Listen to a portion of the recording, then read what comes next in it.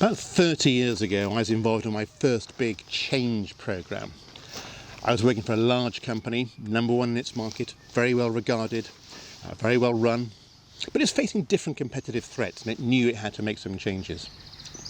So we got the consultants in and they came with business process re-engineering, which was very fashionable back in those days. It didn't quite go to plan, as these things never do. The project name for one was Project Genesis, the beginning, the story, quickly called Project Genocide, and then others said, well, actually after Genesis comes Exodus, same thing. But the real mistake it made was that it gave the re-engineering to the senior team. The senior management were asked to reimagine and rethink and make improvements to the existing business model and then make improvements. Well, that was the theory anyway. What actually happened was all these senior people were more concerned about protecting their authority and their role and their status and their empire than anything else. So it became a series of little trade-offs which amounted to nothing in the end apart from a big disruption.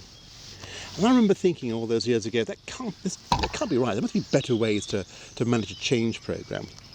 It seemed to me the biggest mistake they made was giving the future to people who had a stake in the past. And actually, to be an agent of change requires a forward thinking, which these people weren't prepared to do. And I thought, if we pressed pause, would we really invent these things the same way? Pressing pause is pretty much what's happened during lockdown.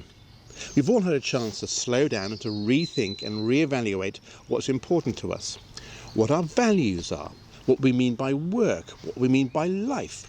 All these things add up to a thinking, how do we want to live our lives? And as we start to go back now, if we start to go and have our hair cut or go to work or go to the pub, let's think about what we mean by work and hybrid life and whatever, and not rush back and try and reinvent the past.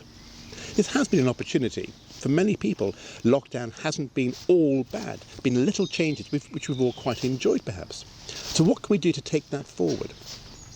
Because really, society needs to change. We need to have the contract between wealth creation and work has to change. We have to do things differently. So what are we going to do to make society better?